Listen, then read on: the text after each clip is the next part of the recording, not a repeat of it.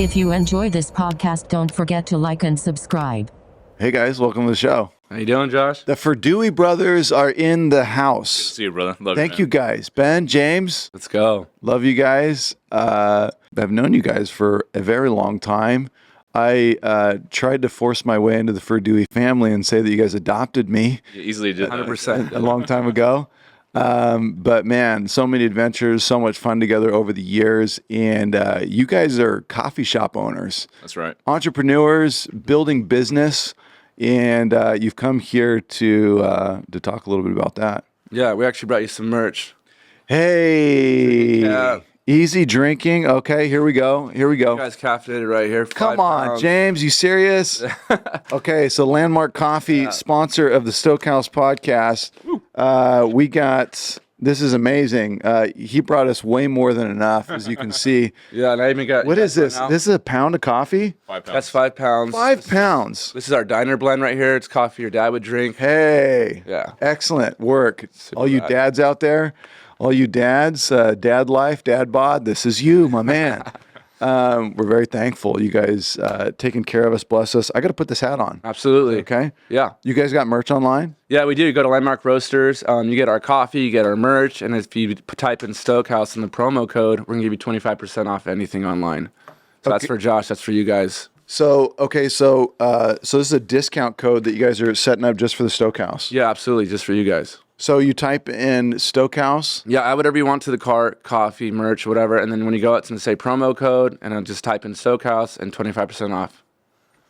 Yeah. Excellent. So we got merch, we got coffee, we got mugs, we got all Mugs, that stuff on there. candles. We do a lot of fun stuff, man. Keychains. And So I always knew a t-shirt drops. Yes. James is great at it. He has had like a design. Well, kind of like you. Yes. You and him. we call it Kanye merch because we put it out and it's gone. Yes. Ben's like, you never owned enough merch. I'm like, I don't like merch on the racks, dude. So this is exclusive gear. Merch is great. We do a lot of fun stuff with it. We do vintage stuff as well. We got a bunch of Dickies work shirts, and we put Landmark on it. People love it. It's good quality stuff. It's a lot of one-off pieces that we do. Like I think you remember a long time ago, I had a clothing company. Yeah. And you actually wrote me a check. Oh, yeah. And that was like the one person that, you were the one person that. Are you serious? 100%, dude. James. You actually wrote me a check, and I was like, wow, this guy carries a checkbook. You had a long hair. I mean, I think you were wearing shorts and jeans. Like there were so many holes in it. I was like, what's going on? Was it in my back pocket? Yeah, and the old. Get one of these and like pull out and just Yeah, like, I was like, bang. all right, ball pulling pen is he's closing deals today or something. But you wrote me a check, and you're like, I believe in you. And like I literally was like, this is unreal, because my dad was like, if you can make money on these clothes, I'll help you out. Yes. And people were giving me clothes back in high school, like True Religion when that was all a thing, like a couple $100, and I was just ripping them up, and then they'd pay me to just destroy their pants, and people were loving it. It's all one-off pieces, so I still like Landmark is like another way I could do that. Yeah. So I have to create, man. If I don't create, I'm like, No, I feel it. Even when I put the hat on, like it's got the nice comfort on the front end. I'm a hat guy because I'm a bald guy, you know. So like I'm a hat guy. Like I will look at hats closely. But my wife would tell me like, you got to get up with the trends, babe. You got to start like trend. And this is what's hitting right now. For some reason, the trucker has come back. Oh yeah. oh yeah, The rounded bill, statement, and then it's yeah, a big right. billboard right here. Like Right. easy drinking is our vibe, because Right. Ben was we were hanging one day, and I was talking about a drink that we came up with. It was just like our cold brew, but we add a little bit of sweetener in there. Mm-hmm. And I was like, tried it, and I was like, easy drinking. And Ben's like, that's it. You always say that after you have our coffee. So it's easy drinking. It's nothing. It's nothing. It's just, it goes down easy, and it's great. So that's our slogan. Well, it's like I had to have you guys on here because I've known you guys forever, so it's just fun hanging, period. I just wanted to find an excuse to get you out here to LA so we can hang out, go to lunch love and it, hang man. out. But Absolutely. But above that, like you guys have taken risk and you've built business, and the coffee shops are doing really well. And then James is like, we got to get you some Landmark coffee in here, you know. And then it's like Ben's behind this thing, James is pushing this thing forward. They've been doing coffee together for how many years now? I mean, I started drinking coffee when I was 8, but me and Ben had been doing our own thing for over 10 years. Yeah. 10 years. Are you serious? Yeah. And your first cup of coffee was at 8 years old. Oh That yeah. was my grandpa. Every single morning. Every single morning. I would wake up at 12 o'clock at night, and we'd like how to use the restroom. Yeah. And we don't want to wake up like my grandparents that are staying at their place and they're Right. feeding us coffee. They actually give us a bowl of coffee. and, Okay. a loaf of bread, and that was like our dinner. Really? Yeah. That was the craziest thing. I don't know what, like a European thing or something, but he'd actually put it in a bowl. Huh. I guess he thought a mug was too small. And you would like sip it like soup? Sometimes we break bread in it. It's super gnarly, but my wife still looks at me like I'm crazy. Yeah. But I'll get like burnt bread and I'll dip it in there. It's like sailor coffee. Yeah. The sailors used to do that in the ship. Yeah. So there's some history to it. But other than that, like I had transitioned just to black coffee the way God intended. So I drink it black. Yeah, it's delicious. There you go, the black gold, right? Yeah, absolutely. But So- it's nothing like a good cappuccino or just black coffee. And coffee never goes out, right? I mean, it's just always, it's been around for like 1,000 years, thousands of years. Yeah, they say like back. some goats ate it and they were staying up all night. They call them the happy goats. Some berries fell in a fire and then the guy's goats ate it. And then he's like, why are my goats up all night?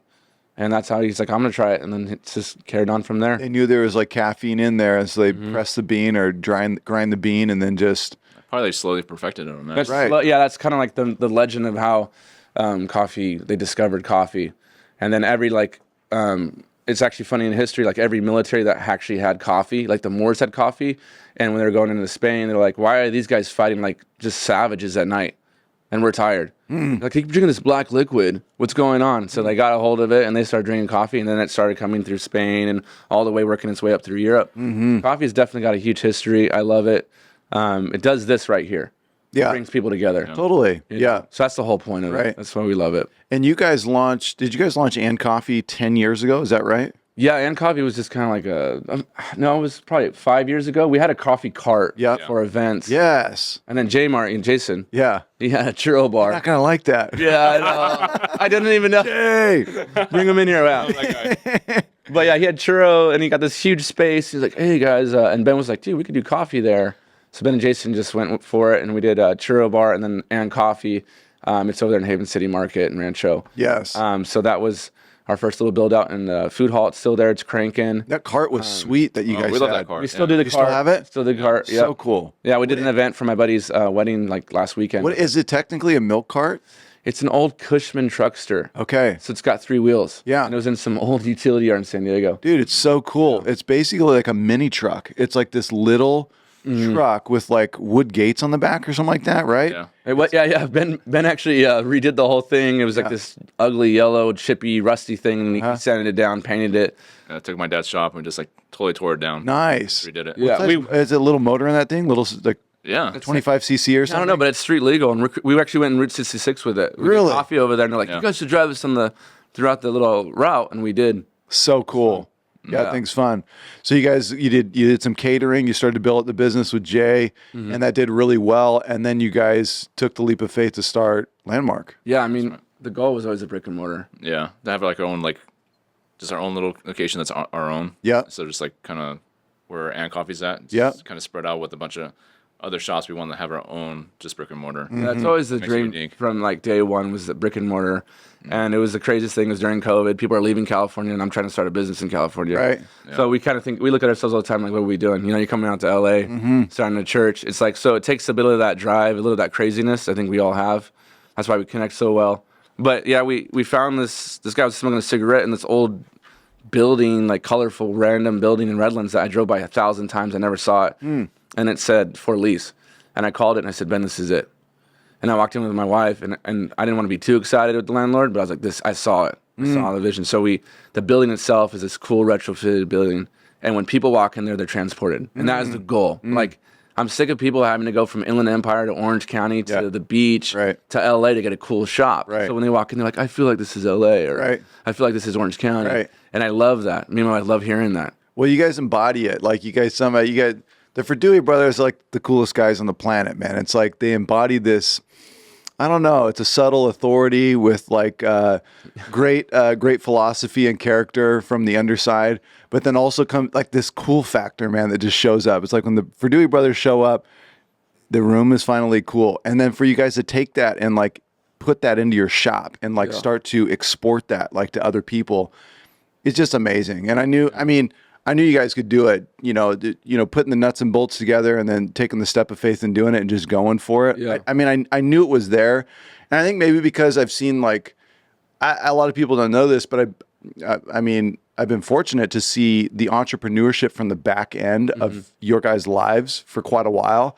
And so I knew like all those nuts and bolts were already there, that work ethic, that drive, that understanding, maybe through your dad and like the business and all that stuff. It's like, and then you guys are like, we got to go for it. And it always seems like I feel like Ben or James like always coming. It's like cousin's doing this, so and so's doing that. But it's like you guys' mind like sits in that entrepreneur world of startups, and you want to push forward to see that stuff happen. And you guys are always encouraging other people to do the same. You're always pushing for it.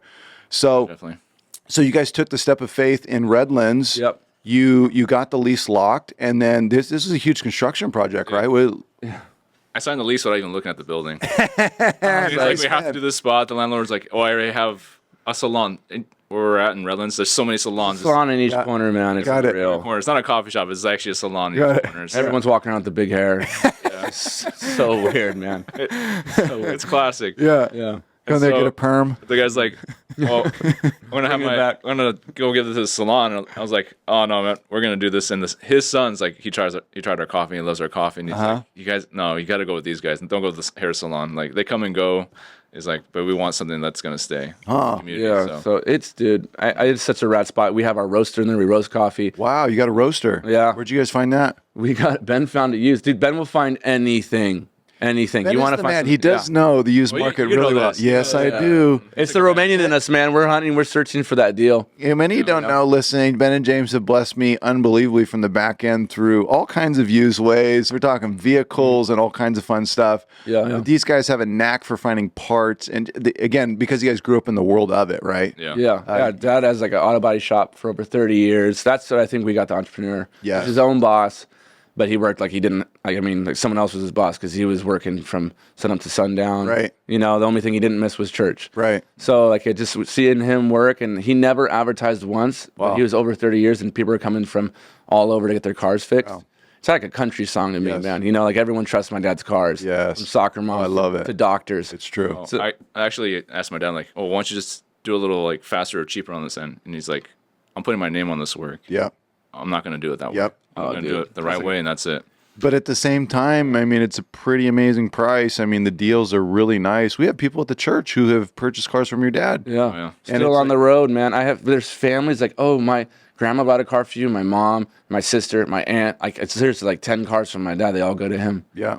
So like seeing him do that, and I'm like, there's one thing I've always wanted to be, and it's like, I always wanted to be a father, and I always wanted to be a boss. Yes. You know what I'm saying? So like, I want to be my own boss, and just to create something. Like my wife makes fun of me, like, if you're not creating, you're just bummed. So I have to have a creative space. I have to have an outlet, and me and Ben are just always like flipping cars or just building stuff from the clothing company to the coffee shop. But when we found this location, we were like, dude, we got to name it something.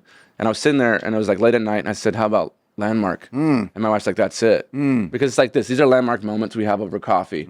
I had conversations with you, and times you're just like, hey, dude, you're a knucklehead, like, get it together. And that's a landmark moment for me. So with my grandpa, that's a landmark moment. But I want that space to be a landmark in Redlands. Yeah. Where people go out of their way, they drive out of their way. They're like, oh, I was searching for the best shop, and you guys came up. This is the landmark. This is it. We have, and then everything, like drinks we name after landmarks in Redlands. So it's just kind of cool. And then there's stuff in national parks that people are unaware of. Like there's a lot of things in California and Southern California, as crazy as people say it is, it's beautiful. So like there's a lot of landmarks here, and that's why we want to be the landmark coffee spot, So you found the location, you signed the lease. Ben didn't even see the building yet. You get in there, and boom, you got concrete, you got walls, and what happens? Dude, It's unreal, man. it was literally like Picasso got in there. There's like purple walls, orange walls. Wow. But not the good Picasso. Like, it was just like, I don't know what was going on. It was like a cave. It was dark, and like they're covering up windows and natural light. And I was like, there was this one orange wall. And we kept the orange wall because it reminded me of like a shop, like my dad's shop, like where you work on cars. And so that's actually our color. Our logo is a shield with the orange. And that's the orange from that wall that we really love. And it's like Orange Grove in Redlands. That's what makes Redlands so super cool, is it's the orange is there. So that's the one like original color. So if you come into the shop, buy the roaster, you'll see the orange wall. But yeah, it was purple, pinks, ugly green and blue tile, and oh man, a lot of work there. You ripped it all out, and then you guys, you basically redid the whole thing. Yeah. And then where'd you find this roaster? See, that's crazy. You took the step of roaster because that's a whole nother level in coffee people don't know. So we have our other brother, Joseph. Yeah. He was roasting at home. Really? From his father-in-law. I didn't know that. Joe's like, you guys are four brothers. We should say that. Yeah, I say the Ben, Furdui brothers. You think it's just two of them, but there's Ben, Jake, Joe. Jake's in Alaska. It's a crazy adventure on a fishing trip right now. Yes. Keep in prayer because I guess it's like a big storm out there. We haven't heard from him. Is it really? Yeah. Dude, Jake's a savage. He's probably holding on tight right now. Lord, bring him home in Jesus' name. Amen. Jake's a stud, dude. I love him. Joe's a rock star. I think he's like a golden retriever. Yes. Anything he does, he's good at. Yeah. So we're like, He's the responsible brother. yeah. He got married first, got the career first. Yeah. The house. Yeah. And the golden retriever first. He will not brag about himself, so we got to do it. Yeah. He's that humble. Yeah. Jake's like that. You know him, dude. He's just a walking book. Yes. He's great. And then, Jake's a walking book. Yeah. And he's adventure crazy. You know, he's going for it. Yeah. Fun stuff. and then Joe was just like, "Oh, you guys are doing coffee while I'm roasting." Yes. And we tried his coffee. Like, are you kidding me right now? This is insane. Because everything he does 110%. Mm-hmm. Like, I was in a band. He got sponsored for skateboarding. He's shredded. He had abs, like, since I can remember. Like, the guy's just a beast. I don't know. I was like, how do you do it, man? He's got 4 kids. So yeah, he started roasting, and he's like, "Hey, I found this roaster." And then the same thing that I did with Ben, like, "Hey, sign this lease. I haven't seen it." They did the same thing. "Hey, pitch in this money. We're buying this roaster." Wow. Yeah. Where'd you guys find it? It was out in Orange County, actually. Okay. It was I guess it was like a Asian tea spot. Yep. They tried doing coffee and they were like, Didn't work out? It was like too much work for them. So Yeah. like, hey, I think they only used the roaster for 1 month. They hardly used it. They were stoked to get it to us. So it was like brand new? Yeah. Oh my. Blessing. Yes. So we had like 4 guys lifting it up each corner and Are you just, serious? Called my cousin Jake. He's like Haas. Yes. Big old guy. Yeah. Yeah. And with him, you can move anything. So, Yeah. I mean, you crazy. You're in the roasting business now. yeah, man. We roast some coffee. That's the whole wholesale thing. We actually have coffee for other shops. We ship coffee to Lithuania, Oh yeah. Chicago. So other coffee shops can buy coffee directly from you wholesale. Yeah. Right, yeah. This is big. Yeah, because that's the thing. A lot of people have this dream to start a coffee shop. I feel like everyone that walks in probably they want to start a coffee shop. I don't know if it's because the Hallmark movie, Sure. or what, but like everyone's like, "I had a dream to start a coffee shop." And I'm like, right on, but like we'll help you. We'll give you good coffee. Yeah. It's got to start with good coffee because I've seen people doing like Costco stuff, and I'm like, that's not good coffee, and that's not specialty. Yeah. So like we really go out, we really source coffee, we nerd out on it, and Where do you guys get your beans? all over. Yeah? All over. Like, so a couple of things that come in with the climate, the region, the elevation. So like we get a lot of Panama, Ethiopian, Colombia.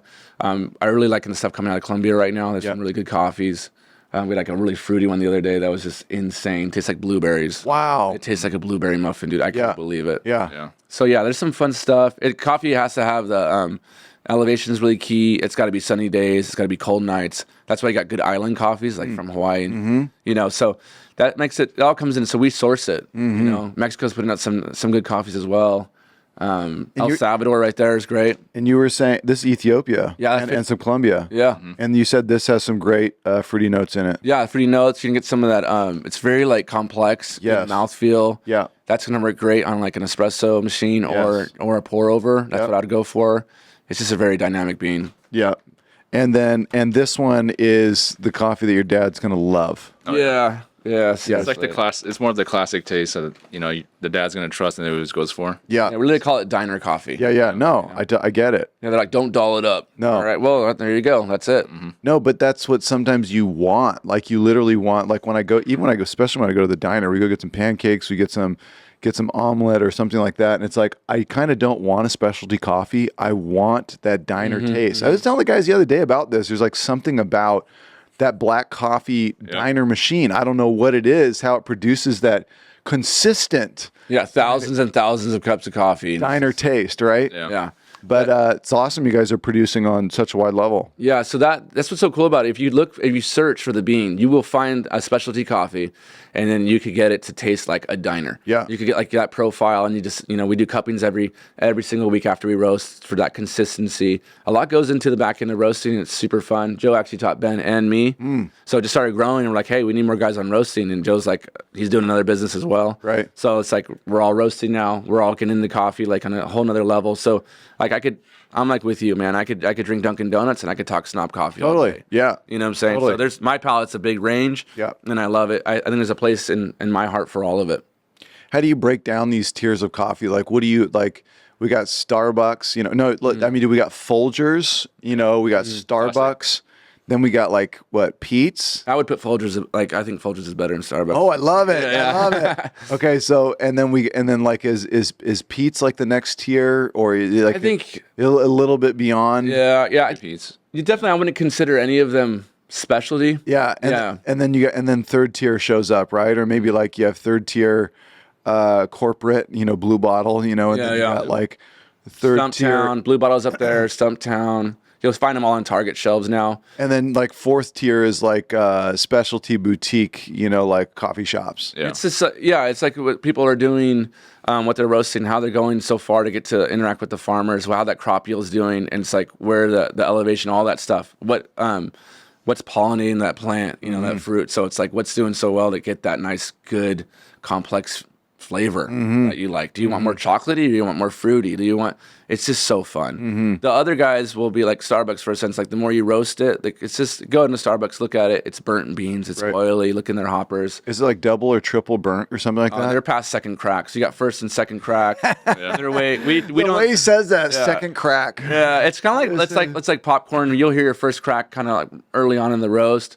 And you don't go too far past that. They take it so long that bean's actually oily. Yeah. It's super dense. Right. It'll always have the same flavor. I don't know, like they say blonde and everything's different, but to me it tastes the same. Well, the reason why they got to do that too is you got to think they're so large that you can't get like a one specialty bean from a certain region because they can't supply every shop that way. So in order to make the beans take consistent, you got to burn it to lose all its natural flavor notes. And then you just have a burnt taste. I see. Yeah, I see. You got to give it to them. They kind of paved the way for sure shops. For sure. They paved the way for I mean, there's a Starbucks on every corner of every city in America. I hate it, man. I hate crazy. it. They literally go to downtowns and like old city. I remember I was in Boston and I was in Boston, like in the downtown, and the Starbucks open right there.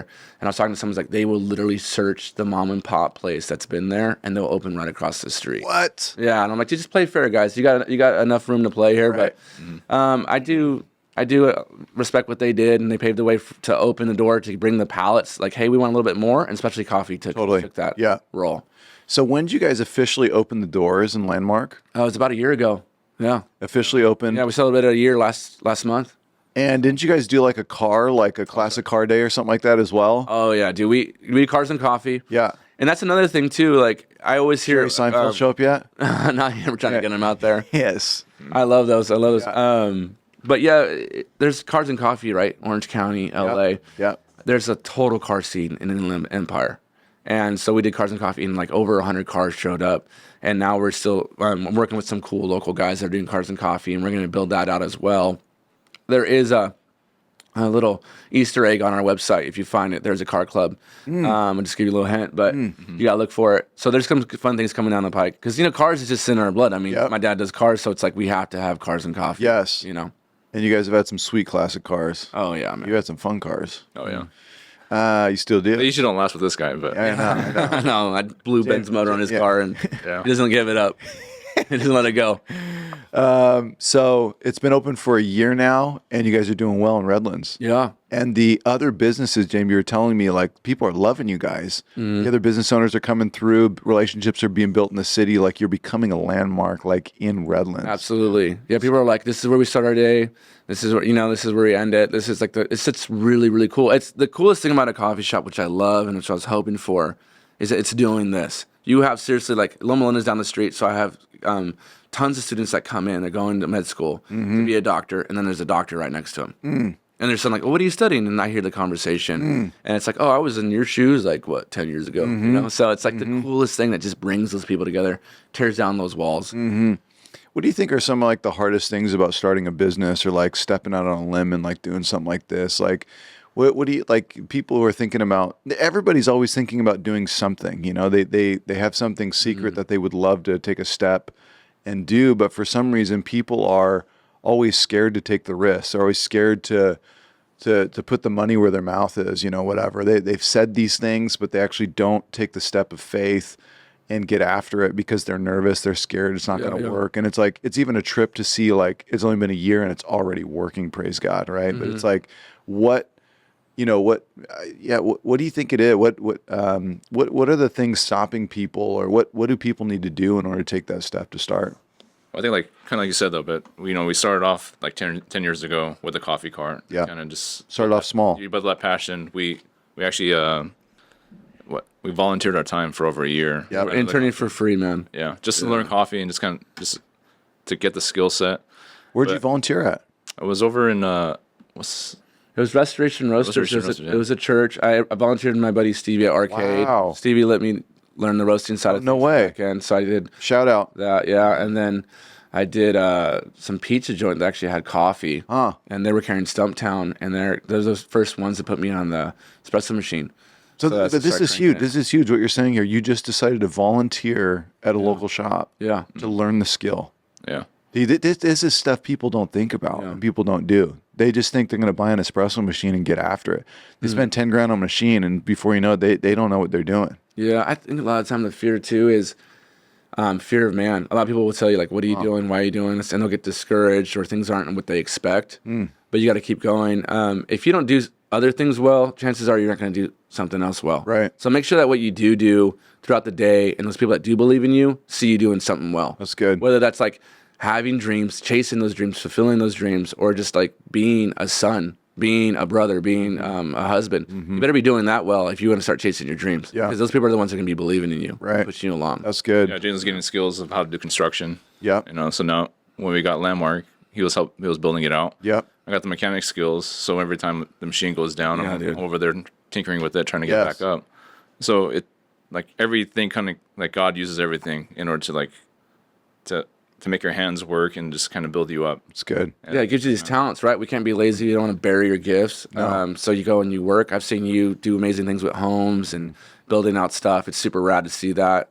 So it's inspiring. You get other people to feed you and encourage you, like you're saying. And it's like, I know when I'm like drained of energy because I'm giving it so much out, encouraging people, like I'll call you up and you always encourage me. So like find those people around you and hold on to those like relationships that are going to push you. That's good. I guess too, like you don't have to start big on using a lot of stuff. Just start small where you can, and then just grow it from there. That's good. As it becomes a hobby, you don't have to quit your day job. Right. You still want to put bread on the table. Right. But as that hobby is growing, and if it like once it starts taking over, then you can quit your day job. But until then, like just keep it as a hobby, put your passion into it, and then as it's growing, Lord willing, one day it takes off. Yes. Yeah. No, you guys you're dropping bombs here. I mean, this is such good treasure. Like, I don't know if people are seeing this, but it's like first, intern somewhere, go and like learn the trade. Yeah. Like go grab something. If it's with cameras, Dave or whatever, it's like, pick up a camera, get one, or just ask somebody if you can just mirror them and just stand next to them, right? Yeah. You want to open a coffee shop, like why don't you go to a coffee shop, say, hey, can I just volunteer? Yeah. I'll sweep the floors for a bit. I'd love to touch that machine eventually, and you get yourself in there, you learn the trade. Then the second thing is that you're saying get encouraging people around you that are going to love on you and serve you and help push you and encourage you through the hard days, because it's difficult starting something and you're gonna have difficult days. Another treasure you just dropped was you got to be willing to get your hands dirty. Oh yeah. Like you guys, James is doing construction, Ben's in there tearing the espresso machine apart and putting it back together. Like you because you look on the surface, you see cool guys, you see polished, doing their job and this and that, but people don't know behind the scenes, we're getting our hands dirty. Yeah. And you start anything, you're going to get your hands dirty. Yeah. And people don't expect that or realize that. And if you're not willing to get your hands dirty and get in the nitty gritty and do whatever is necessary, you're not going to be successful in entrepreneurship. You got to be willing to do all jobs, right? You got to be able to take from the bottom all the way to the top. You are the accountant and you're sweeping the floors, right? I mean, you're turning the lights off at night and you're running the cash register right there up front. You're managing the employees and you're stressing about, who's going to take care of that catering job, at the end of the night. Like, you've got to take on everything, right? Absolutely. People don't realize that. And I love that you guys have never been scared to get your hands dirty. I mean, as long as I can remember. It's like, I come over to the shop with my car or something like that. We're talking. It's just like, Well, that's kind of the fun part. let's open it up. Yeah. Let's see what's going on. It's just like, yes. Like we have men who are willing to get in and do whatever it takes. And obviously you advance in life and, a lot of those jobs get delegated, but you never lose that mentality. I think I see that in your dad too, like never losing that mentality. Like, You know, if something needs to be done, I'm gonna make it happen. I'm gonna get it done. Yeah, I mean, because we were created to work and cultivate and take dominion. And a lot of guys, like, that was before the fall. Work's a good thing. A lot of people approach work like, oh, man, I got to go to work, got to clock in and clock out. I don't get it. Aren't you thankful for that job? Like, I love it, man. When you see people pull themselves up by their own bootstraps, and I think a lot of that work ethic is like, and you're saying, oh, this Romanian friend or this family, they know they're doing something. It's because they came out of communism. It's tough. People are saying you got to do X amount and you only make X amount. And you can only feed your family X amount with this loaf of bread and wait in this line. People don't understand once you have freedom, what you're able to do. And it's like, this is so like foreign now, like talking this way. It's like, it's crazy now because like, but it is the American dream. You could take it. Our first language was not English. Wow. And you can end up with a shop. You can end up with your own coffee shop, and you can end up with a goal, and you could be a landmark in your city. And that's where it is. Just do things with excellence. Enjoy the work. Don't be afraid to get dirty because it's just like, it's a lot of fun. You know what I'm saying? Like Figuring out the problem. Yeah, it's a lot of fun. Solving it. Yeah, and it's like you gotta, and God will bless the work of your hands, and whatever you find your hands to do it well. Yes. Whether that's surfing or whether it's like being a husband or like being a dad, just seeing you guys, Ben stepped in the role of being a dad. I've seen you do it. Like I'm being a father, and I'm fairly a newlywed, so like I'm looking forward to that. But seeing you guys do these things well encourages me to do other things well. I want to make sure that the dads out there have a good cup of coffee, that the moms out there have a good cup of coffee, and have a safe space. So when people walk in, I see so many young moms and families growing, and they're hanging out in our coffee shop, and I'm like, I want them to feel safe here. I want them to feel comfortable here. I'm going to have a good latte, get a good pastry. Yes. You know, have good conversations. That's what it's like, it just coming together, seeing that. Well, it's interesting, James. Like I hear biblical worldview like beaming through a coffee shop. Yeah. Which, like, you know, it's like you're just serving a cup of coffee. You're like, no. Yeah. No. I'm creating a safe space for families, for husbands and wives, for fathers and mothers, for children to come in and enjoy themselves. We're going to serve them at a high level with excellence because of what God has done in us, because that's who he is, because that's what he does. We're going to work because he's put that in us to work for his glory. We're going to love and serve these people, and we hope they find a warm space and a peaceful space that really reflects him. And then when that happens, you're like, God, you guys got the best shop in town. What is it? You know, like, what is it about you guys? Is something that actually happened? That happened. Does it really? Yeah, this lady came in. She's like, "What is different about you guys? It's so different. It feels different. What's different?" I was like, "Well, I'm a Christian. A lot of people here are Christian, but like, it's like, so this is the environment we bring, right? So it's like, why does everyone always talk about like my mom cooks the best food? We had the home meals. It's like you're just doing biblical things. God has like done so many things over meals throughout His Word, breaking bread together, doing things with excellence. People remember those things." You know what I'm saying? So it's like, yeah, you might have the weird uncle that shows up once in a while, but the best time is like just hanging out with family. Yes. You know, so yeah, it definitely goes through in your little sphere, you know, a little sphere of Redlands. Like, what are we doing well to bless this community? You know, because God put us here for a reason. You're created for such a time as this. Yes. You know, a lot of times I'm like, man, maybe Jake was born in the wrong century, right? Yeah. So, you know, but like we are literally created for such a time as this, you know? Yes. So that's how we operate. Like we're here, we're in Southern California, starting a business when other people are leaving and taking their business. You know what I'm saying? So it's like, it's kind of crazy. I mean, even Elon Musk left, you know, but we're staying here and we're doing business here. Plow on the ground. Yeah. We're waiting for fruit. Yeah. Waiting for the harvest. Absolutely. Yeah. That longevity, right? So like, I think about like Ben's boy, his first job could be at Landmark. Wow.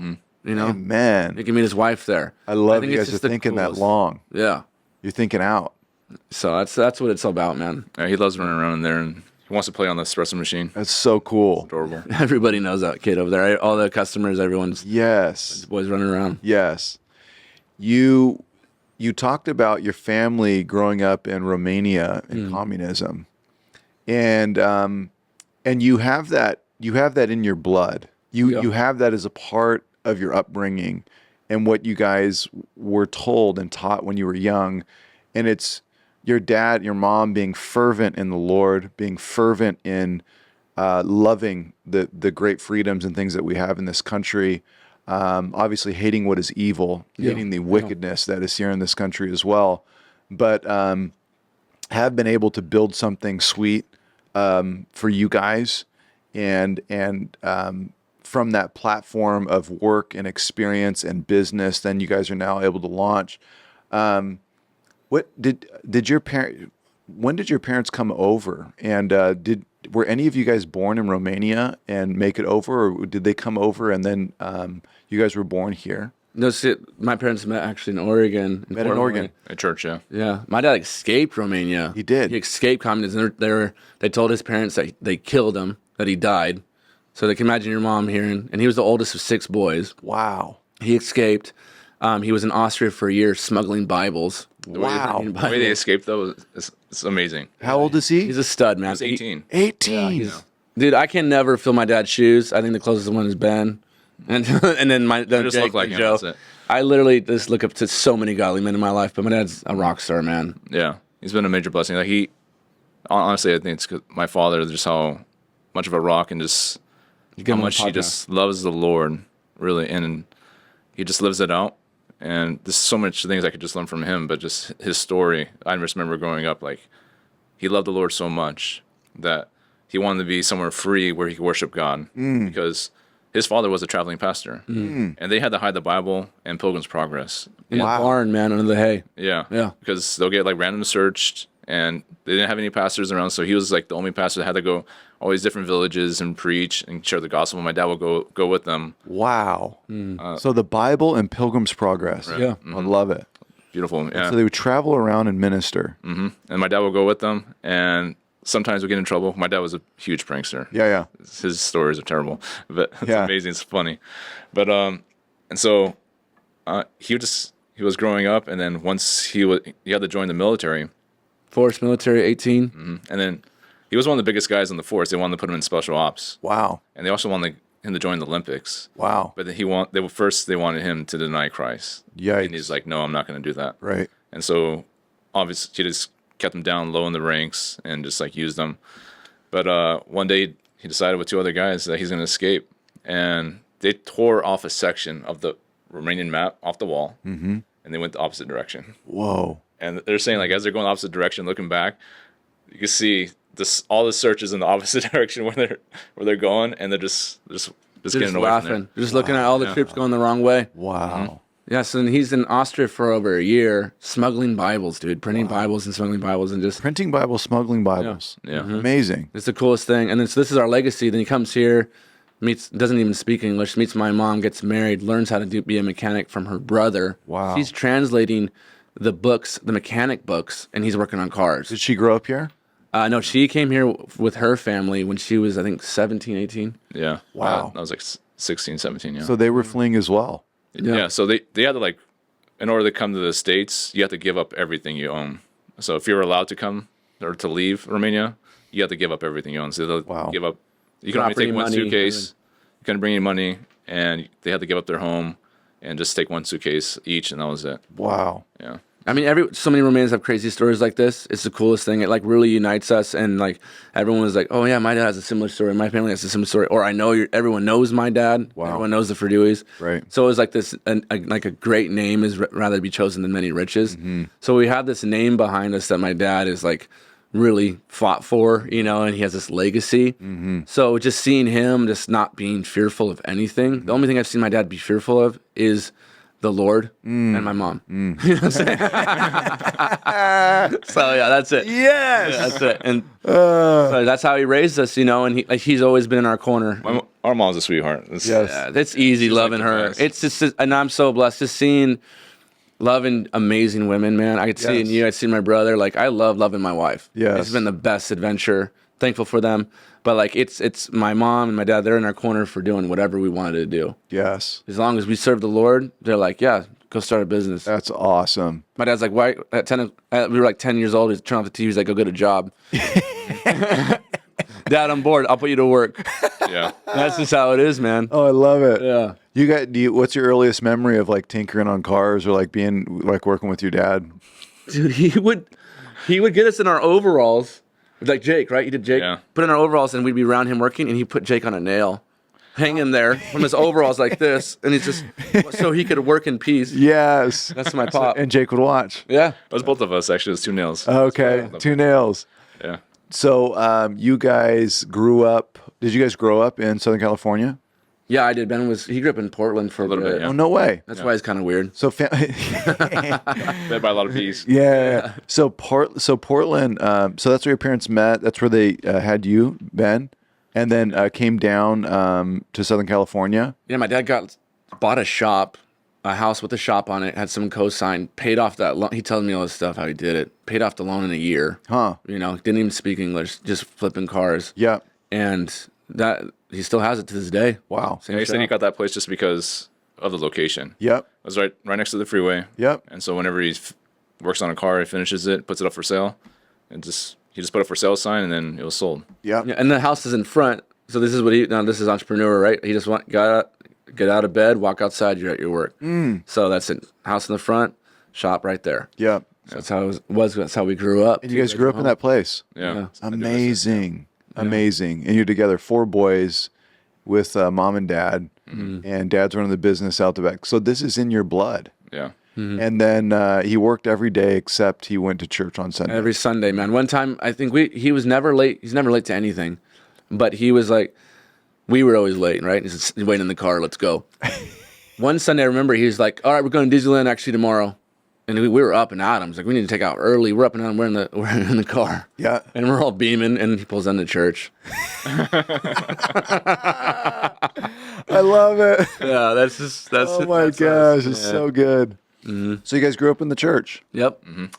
Grew up knowing the Lord, watching your parents display the gospel, watch them love and serve each other, stay married, praise God. Yeah, they celebrated 43 years. Insane. Yeah. Insane by the grace of God. Yeah. Amen.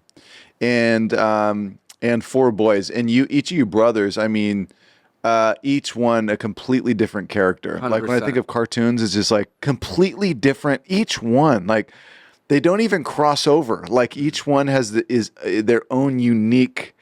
It blows my mind, you know, Yeah. but I love it. And Speedy Gonzalez. yeah, Dude. But Ben's like a rock. Jacob's a book. Joe's a golden retriever. I don't know what I am. yes, But the black sheep, me and he's an Jake. artist. no. Little hard-headed, artist. you know. No, you're the front man. You're the lead singer of the band. Yeah, right. You're the band. Jake would love that joke. Yeah, With your tight pants and everything. Jake would love that. Oh man.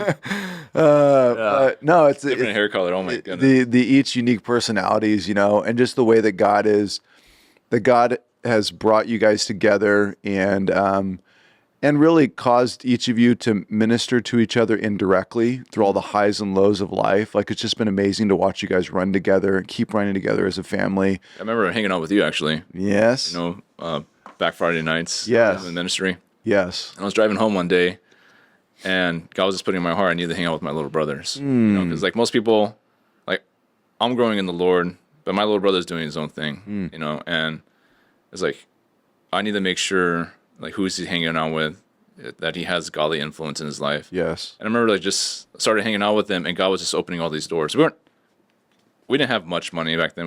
We couldn't afford to do a lot of things, but like some guy would just offer us free concert tickets. Dude, we get everything for free, bro. It was the trippiest thing. Yeah, like Alan Jackson, Blink 182, no Yes. doubt. I was like, "What? You guys like this band? You like this band?" I'm like, "Yeah, let's go." Yes. and so it's like it's just amazing. Just like out of the blue, just people just walk off the street, just offering anything. Wow. And we couldn't afford it because we didn't have that much growing up. But you know, starting from nothing, my dad got married with only $1 in his pocket. Wow. You know, and it's like, so God put that in my heart, and just we had a bond with us brothers, with me and you, just at the fellowship. Yes. And so I needed to create that same fellowship with my own family, and I knew that with my brothers, I had to do the same thing and tell them the truths. Like, hey, you're going to be dealing with certain temptations and hardships, like especially right now. You're going to high school, you're going to be doing these things. So like, I think as growing up, you're kind of like just caught up in yourself, but you got to really like look at those around you and like build each other up. Yes. You know, iron sharpens iron. That's what actually ended up happening. Like now, even my brother, like he's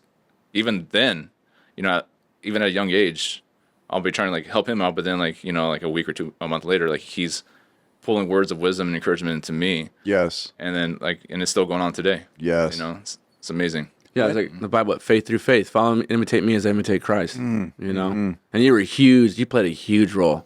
Yeah. I remember I was in high school and I was a hothead and I was like, dude, it doesn't seem like Christians are cool. And I meant it like, I was like, this is so weird. Like, what's going on? Why can't I?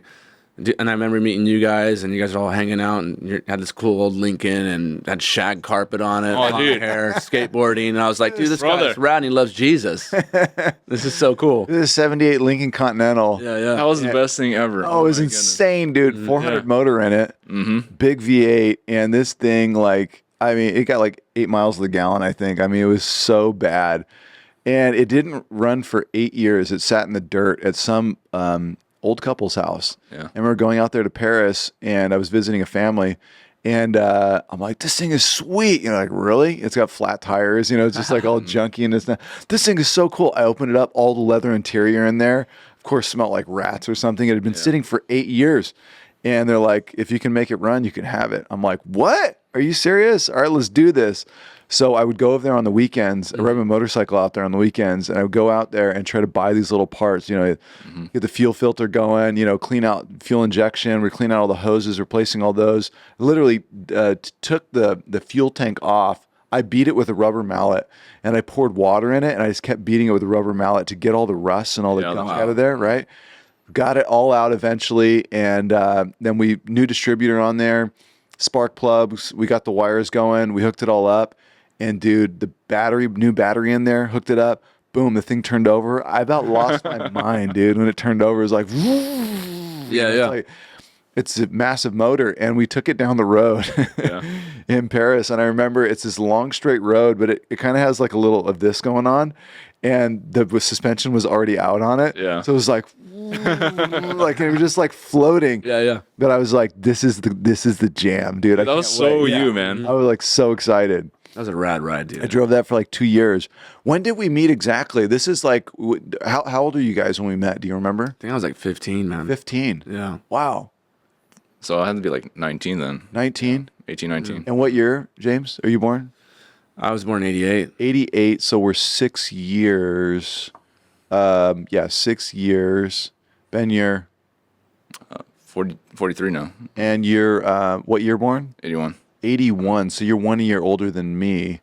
So I had to be around 20 or 20, somewhere around there. Unreal, dude. Yeah. So, but you guys stepped in the high school ministry, or in the college ministry. Were you coming to the high school ministry there at I Harvest? think it was high school at that time, and then at first, it was before you had the well. Yeah. I think it was before you were serving there. Yeah. And you guys started that. Did you guys come to home Bible studies? I remember the agape feast. Yeah. Yeah, the love feast, man. Just hanging out, eating good food, talking about the Lord. Yes. And that was like it was a powerful time, right? I mean, all these brothers running together, like everybody sharpening each other, everybody building each other up. I felt like we were hanging out like so many nights of the week. Like it just seemed like something was always happening. Dude, we never got tired, man. It was It's like family. Yeah. Yes. It's a big extended church family. And it was just, everyone knew each other and everyone just loved on each other. And then everyone was just growing in the Lord. That was the best thing about it. It was the body, man. It was so good. So good. Yeah, we're sharpening each other, we're challenging each other, we're talking apologetics, we're talking theology, we're talking doctrine, and we're getting deep and we're challenging each other. We don't even know what we're doing, like we thought we had like some Bible knowledge back then. It's really hilarious if you think about it now. It's like it was a bunch of kids fighting with like plastic swords, like we didn't even know, but we were in the process. Sanctification was happening, right? Loving each other, serving each other, trying to help each other, trying to grow together, and that's what I love. Like, I even say that here in LA, like, I don't know, you can tell when you meet somebody who's genuine and authentic, who's real, like who's a real, like they're not playing you, they're not playing a game, because so often I think majority of people are playing a game and trying to connect, trying to network, trying to make something happen. And I just remember when I met you guys, and it was like, these guys, I don't know if it's the brokenness of your childhood, I don't know if it's like the growing up with not much and having to work so hard to gain what you have, but I think I sense that in you. Like it's, I see this. I was talking to my brother Jesse about this. It's like I don't know, kids who are broken or kids who go through a lot of hardship when they're young. Like you almost can see it, like in the adult. Like there's a look or there's a feel, or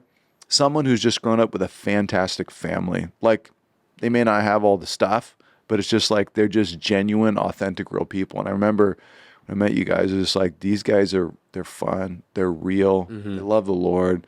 They're like, I don't know, the fluff exterior, like, we knew to turn it on and have fun, but it's like whatever that real, authentic is and was, it still exists today, Yeah. We're just hanging out with Jake, the other night before he went off on the ship, and like we're just sitting down talking and goofing off, and it's just like, I love when that real stuff shows up, it's, I love when we can turn that on whenever we want. We're goofing off, having fun, doing whatever this and that. It's just like, now it's Jesus time, it's like, let's talk about the Lord. Let's talk about what's going on in the culture. Let's like, we want to, learn how and grow how to love our wife and our kids better and how to continue to impact the environment around us. Like we're constantly trying to formulate plans on how to impact the world around us. And I felt that from day one. I think that's one of the reasons I was attracted to you guys. And I don't know, it's just a joy when I think back on those early years and how we were able to run together and do so much. Yeah, I mean, I think that was like set the foundation with just like operating as unto the Lord. Because I remember you'd go out and give the gospel. You tell the truth of the gospel and the word. The word was the standard, and it still is. And like so, even during COVID, everyone was all like broken. And me and my buddy Nate were like, let's go to the Mormon temple, talk to Mormons. Let's go to the abortion mill. And we were going out there and we're giving the gospel. We've seen women turn away and decide to have their babies. Praise the Lord. Because you got like the foundation was there. You guys had faith. You didn't fear man. You feared God. And like, let's go do it. Let's go honor God. People need Jesus. People need the truth. Everybody has something to sell, but Jesus didn't, man. He's just the truth. And so like, that's what we go and we do. That's how communism fell in Romania. That's how Romanians love the story. It's just a pastor. They're coming to get him. And what year was this, Ben? I think it fell in 89. 89? Yeah. Okay. And so there was a pastor that were coming just to arrest, and everyone just surrounded the pastor's house, started praying, preaching, and it just started growing and growing. Everyone just kept coming. They sent the military, and the military joined them. What? It was just turn the tanks around, go after the city. And this is how communism fell. Yeah. It started with a pastor praying, and then the church coming together and praying, and then the army joined as well. Yeah. And they turned against the government. They turned to Christ, turned against the government. Yeah. It's insane. Yeah. Well, that's what we need here in America. Yeah. God is like, he's on the move, and he's moving. Like I see people like literally wanting truth. They're hungry. They're searching. They need the Lord. They need the truth. So we need to be sure that we're ready. Be ready and willing to have an answer for every man out there. Yes. Yes. So we need to do our work. We need to do our homework. Yes. We were so crazy. We did go to Utah and and we actually infiltrated the Mormon temple. Yep. This is crazy. Yeah. I still remember you giving the gospel to the girls they leave on the temple and the guys they send out. So the two Mormon missionaries were there on their mission field, I guess, and Josh just gave them the gospel, and she's like, I've never heard this Jesus. And she's tearing up. And one of their elders came and grabbed her and said, like, we can't talk to these guys anymore. I remember she started to cry. Yeah. And where she started tearing up and like was wiping her eyes or something. And then one of the elders like saw this happening. They saw us like trying to witness to her. They came and like took her away really quickly. But we were... we were looking at all the images like in the temple. Like you can take the tour, you can go through there and take the tour. And we're just like, we're just taking the tour. We want to see the Mormon temple. And this is the Mormon temple in Salt Lake City, Utah. The temple, like of all temples in the Mormon church. And we went in there with the secret desire to infiltrate and to bring people to Christ. But remember, we were taking pictures of like all these crazy images and all this stuff going on. Very occult. Very like pentagrams. Wild. Like, you don't think this is kind of strange that you have pentagrams and then you have all the honeybee stuff like nests that they talk, like everything. If you just look at like occult images in Mormonism, you could do a quick Google search. It's all there. And Christ says, keep nothing in secret. We don't have any secrets. So I don't know why Mormonism has to have so many secrets. Right. And so it's like, that should be a red flag to these people. Yeah. And we were all studied up. We were ready to go. We had our Book of Mormon, Pearl of Great Price, Doctrine and Covenants. Like we had our little 3-in-1. The big three. Yeah. The 3-in-1 Bible thing that they have. And then we were all studied up. Phil Vonk and Jason. That's unreal, dude. Yeah. Phil was leading the charge, And then we I think we went to the Utah Fair as well. Didn't we stand at a booth at the Utah Fair? We did, yeah. Hand out Bibles and like trying to talk to people, and that was such a wild experience. Yeah, no matter like where me and my brothers even go, it just seems like the Lord. Everything's a mission field, right? So you think about it. We were in Ireland. It was a hard time for me, but we went. My brothers went with me. It was me, Ben, and Jake, and we're over there, and it was like they were pro-life till 5 years ago. Oh. And you could feel the blessing there, man. You could just feel the love, like love thy neighbor. Wow. You know what I'm saying? Like God's greatest commandments, the Lord God, all your heart, soul, and strength, and love your neighbor as yourself. You could go anywhere and they really treat you like they want to be treated. So it's like they're opening up their house to you. It was great. But then in the middle of that, there was this pro-choice rally. And there was just like two Catholics, I think. I didn't know at the time, but they were handing out. I grabbed the flyer, and there was this girl, and it said like, choose life, honor God. And what you have in the womb is created by God, image bearer. And I was like, hey, give me a stack. She was like Joan of Arc. Yeah. Like literally, there's this huge crowd just walking. They were spitting on her, dude. What? Yeah. There was she just- was sitting there on top trying to pass flowers on top of this little podium or little concrete thing. And we walked by and we were like, is that girl like with them too? And we're like just I was praying. I was like, yeah, Lord, we're please all don't let praying this in our go. hearts to do something. And yeah, I was like, give me a stack. And then Jake got a stack, Ben got a stack, and we just split up. And we split up, and literally I was getting cussed out, spit on. And this is big news camera in Ireland, like, what you think about this? You know, you're from California. And I was like, they're like, why are you here? And I was like, well, and it's like National Women's Day. It's like, because I love women. And they're killing women in the womb, and I see it in my country. Wow. We're paying for it in our country. And it says like rescue those going to death. And we were image bearers. Like, we have to do this. And it's like, so just give them the gospel. These ladies were spitting on me. And my buddy, his name was Sven. He was an Irish guy. He was Dutch. He was like 7 foot. Just cool dude. Loves the Lord. But he's like, dang, you guys are a group of saints. He goes, you guys are our saints. You know? what's the Irish accent like this? You guys are a bunch of saints. Yeah. It was really cool. I mean, just to be able to do that and serve alongside my brothers. How long were you guys there for? We were there for 15 days. Wow. Yeah, I love that country. I've been to like a ton of places, dude. Like, we love to travel. Just got back from Europe with my wife for a month. Yes. But I think one of my favorite places is Ireland. Wow. And I think we have 5% Irish in us, so felt like going home. Hey. Yeah. So, and you guys went there, was it a little bit of vacation / like went there to do some ministry, or what was the overall trip? Or you just fell into that opportunity? Well, it's just like, I was married before, and that wasn't God honoring, and so that just, she left, and I was in a broken spot. Yeah. I don't think I even knew the Lord. I grew up in a Christian home, and I knew where to point people to the Lord. Yeah. And I could be on fire for the Lord when I needed to. Yes. But I never want to deal with my own repentance. And that's why I really like following you guys. It took me a long time to get there, man. But the Lord really broke me. By His glory, He had a plan, a purpose, and He's sovereign. So I'm so thankful. But we went to Ireland to get clear my head. Awesome. And the brothers went with me. I said, hey, we're going to Ireland. So like, that's literally really sweet. My mom bought us like, oh, I got your tickets. You guys are all going with your brothers. Wow. And so it's the raddest thing. And like God really worked through that just to like strengthen our relationship. I love that. God brought me to a solid church, saved my life. I would have been horsewhipped the way I turned out because I had no excuse to turn out like this. Like I grew up in a Christian home, seeing godly believers, seeing godly men in my life, and I still hothead trying to do my own thing. But that's the beauty of the gospel, man. Like God still He loved me, and that's why I love, because He loved me first. So yeah, now I have an amazing marriage. Love my wife, and she's the biggest blessing I've had since this side of salvation. 100%. No, it's a beautiful story of redemption, and it's beautiful that the brothers came around you and love you and serve you, and that you guys going again, that siblings, are taking it upon themselves to say, no, we're going to love our brother, we're going to serve our brother, and that maybe that is a word to family members, today is like, if you have a family member who's working through something, we all need to step in and intervene, and love on and serve. And regardless if it's, James, or if it's Joe, or if it's Jake, or it's Ben, it's like each one working through something, it is our obligation, to step up and pray for, love, and serve as best we can, especially as Christian men in this day. We need more of that. Yeah. I think there's a tendency to be very passive and just to step back and just do absolutely nothing. And sadly, we don't, because we're passive about situations, sometimes things get worse, and sometimes we don't intervene and then look back and wish that we did. Yeah. We miss opportunity. And so I'm learning that more and more in life, like just to say I love you when I want to say I love you, to give hugs when I want to give hugs, to intervene and say, let me pray right now, or to, hey, what's going on? Are you okay? Like just take that risk and take that step of faith and do it.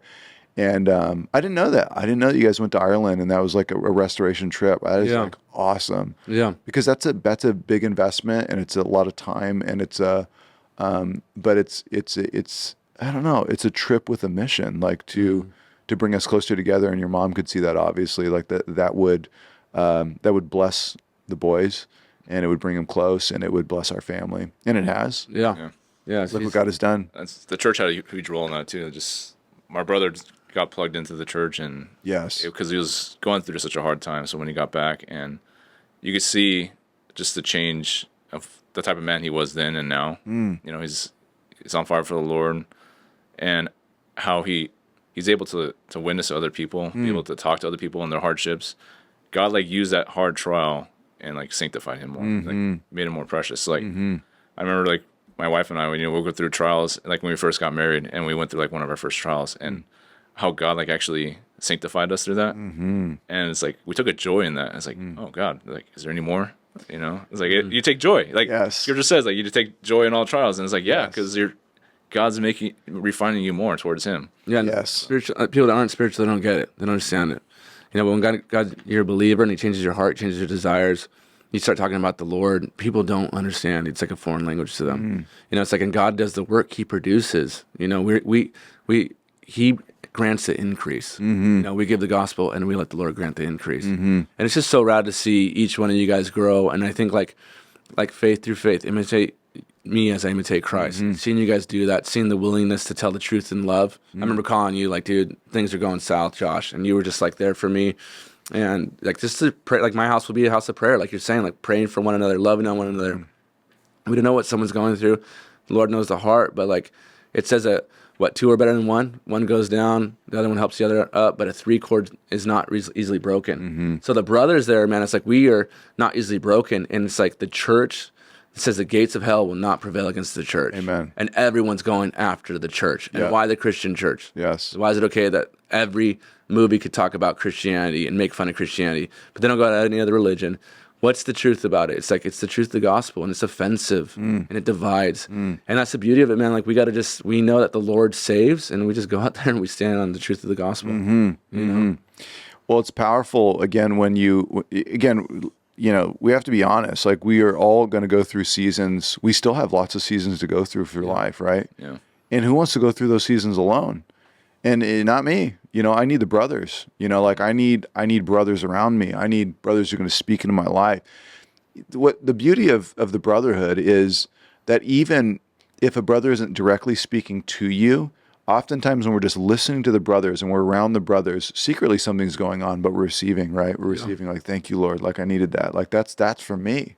And that impacts us. Then we go home and love our wife. Then we go home and love our kids. And we go home and get after it with whatever it is that we're working through.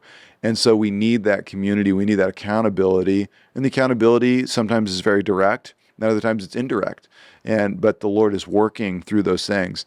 You know, when I look back on the history of the brothers, just these last 20 years of running together, let's be honest, you know, like everything's not perfect. Like it's sloppy, it's messy, there's mistakes made. And then there's these unbelievable, beautiful moments as well. Like it's like these contrasts of difficulty and hardship, of everybody working through all kinds of different things.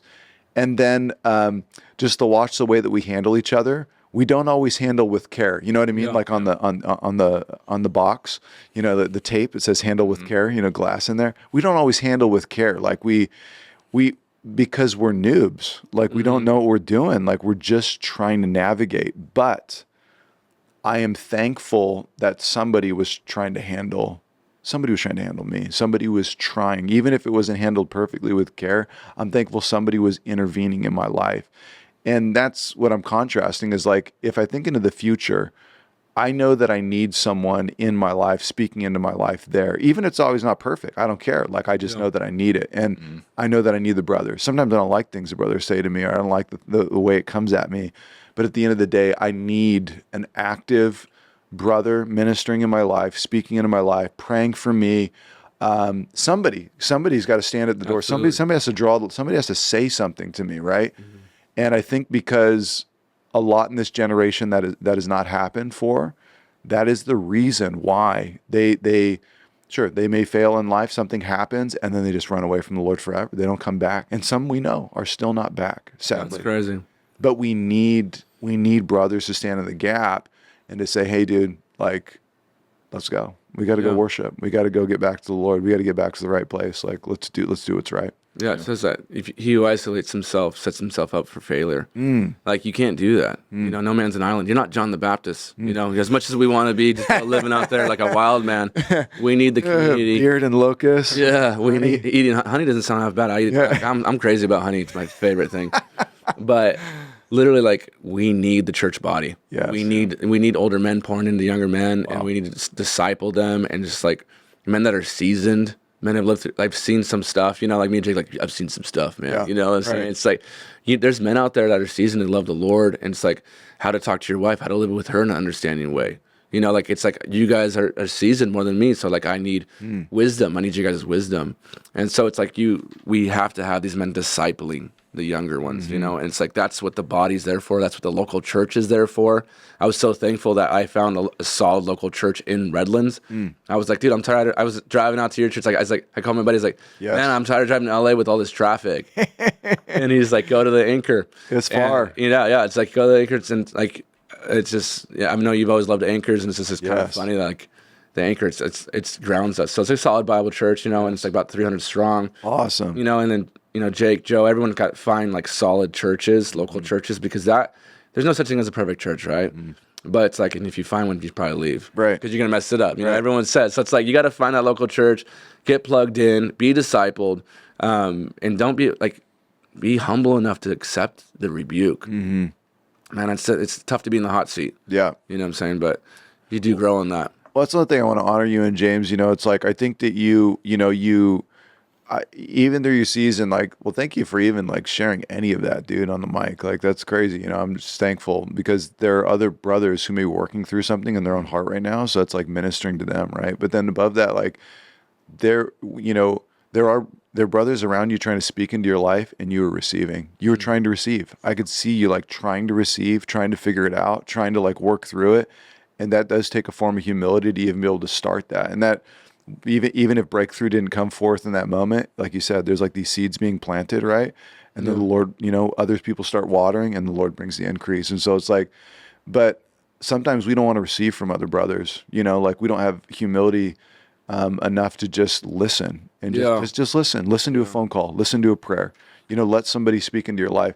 We need to be willing to take a couple bricks down from time to time and let somebody, speak into our life. And sometimes the only way to do that is we need to ask, brother, what do you think? What do you think I should do? You got to go out of your way to ask. And that takes humility, right? Or we can go the other way and just act like we know everything and act like we got everything together. And that's not helpful. Yeah. I've really been working through this process over the last few weeks. And I think it's this sermon on Sunday like really hit because it's Jesus. They've just been in the upper room. He just instituted communion.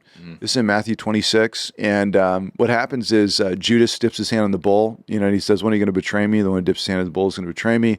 And the Judas dips his hand in the bowl. He's like, is it I? He's like, Judas, go do what you're going to do. Well, immediately after that, what happens is Jesus looks at all of them and says, you are going to fall away because of me. He says these exact words, you will fall because of me. And it is the trippiest thing to think about. Peter, of course, stands up and says, we're not going to fall away. I'll never fall away. I'll never deny you. And Jesus says, before the rooster crows, you're going to do it. He says, I will die for you. I will never deny you. And then it says, and all the disciples said the same.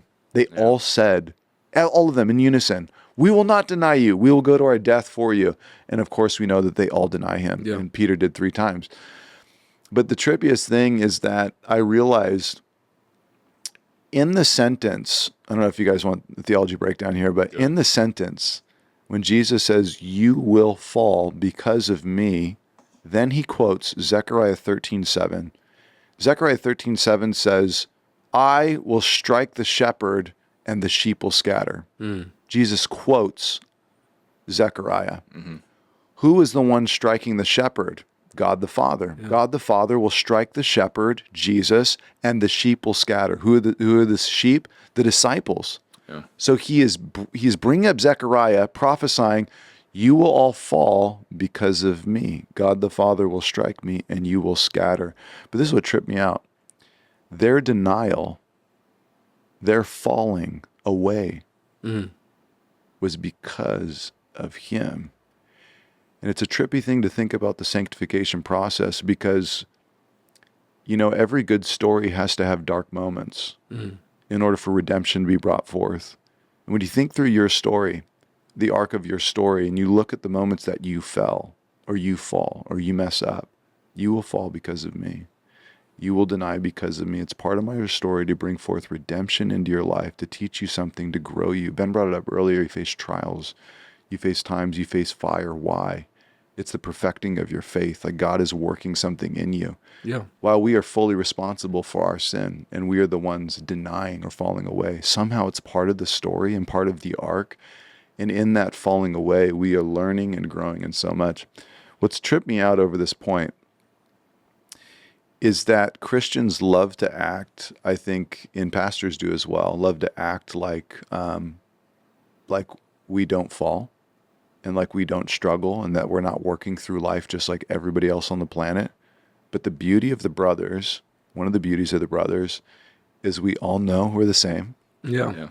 We all make fun of each other like we're the same. We'll tear each other down in one moment and build each other up in the next. And we all know we're just a bunch of sinners saved by grace who need Jesus every single day. Amen.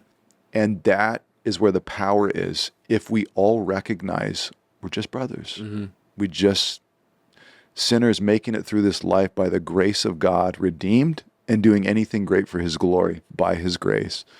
When we recognize that, we are then free to pull down those bricks, pull down that fence and say, dude, I'm struggling. Pray for me. Hey, I'm like wandering right now, you know, like I got this with my wife is going, I got this thing going on. The business is, you know, tearing me down, whatever. The church that, whatever. We can be free and honest and open with those that we're able to trust and have conversations, and we're able to let another brother speak into our lives. This has been something that I think we need more of in this day and age amongst the church and amongst the brothers. As we grow older, I think it's easy to grow in, arrogance and or trying to desire to look as if everything is perfect and good. I don't know what that is. Maybe it's maturity. I don't know what that is, but it's like we can get to like, everything's perfect, everything's good. But we need to remain in a state like we did when we were young, you know, to keep running together, to keep being honest and open, to keep talking to each other, encouraging each other. I think it's so important. That is the beauty of this group, and I wish that more of that happened at the church at large. Amen. Where everybody doesn't think, you know, everybody in this room's got it all together, and everybody doesn't need to act like that. Yeah. This is it's a hospital for sinners, you know. Yeah, I remember like giving the gospel to someone and they're like, oh, I'm innocent, I'm the victim. And it's like the truth of it is there's only one innocent person, and that was Christ. And there's only one victim, and that was Christ. Because who's more of a victim, the single mom with 2 kids or the single mom with 3 kids? Or the single mom with 4 kids? Like you can't, like who's gonna win that one? Right. But it's Christ. He's truly innocent and he's sinless, and like he's the victim. Like our sins put him on the cross.